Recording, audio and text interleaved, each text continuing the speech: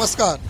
RV22 न्यूजमध्ये आपलं सर्वांचं स्वागत. 2 सुवर्ण 5 रौप्य पदकासह राज्यस्तरीय वेट लिफ्टिंग स्पर्धेत मनमाडच्या खेळाडूंची चमकदार कामगिरी. पूजा परदेशी आनंदी सांगलीला सुवर्ण पदक. बारामती येथे 16 ते 18 ऑगस्ट 2024 दरम्यान संपन्न झालेल्या महाराष्ट्र राज्य वेट लिफ्टिंग स्पर्धेत जय भवानी व्यायामशाळेच्या खेळाडूंनी विविध वजनी गटात नाशिक जिल्ह्याचे प्रतिनिधित्व करीत स्पृहणीय यश संपादन केले आहे. 64 किलो वजनी गटात पूजा राजेश परदेशी हिने 82 किलो स्नॅच व 101 किलो क्लीन जर्क असे 183 किलो वजन उचलून सिनियर मुलींमध्ये चुरशीच्या लढतीत सुवर्ण पदक पटकावले. 81 किलो वजनी गटात आनंदी विनोद सांगळे हिने 80 kilo snatch, 94 kilo clean jerk, 174 kilo वजनी उचलून युथ मध्ये सुवर्ण पदक व ज्युनियर मुलींमध्ये रौप्य पदक पटकावले. दिव्या उपेंद्र सोनवणे हिने 40 किलो वजनी गटात 45 किलो स्नॅच व 52 किलो क्लीन जर्क, 57 किलो वजन उचलून रौप्य पदक पटकावले. 45 किलो वजनी गटात विनाताई संतोष आहेर हिने 61 kilo snatch, 78 kilo clean jerk, 139 kilo वजन उचलून ज्युनियर मुलींमध्ये रौप्य पदक. 49 किलो वजनी गटात मेघा संतोष आहेर हिने 61 kilo snatch, 81 kilo clean jerk, 142 kilo वजन उचलून ज्युनियर मुलींमध्ये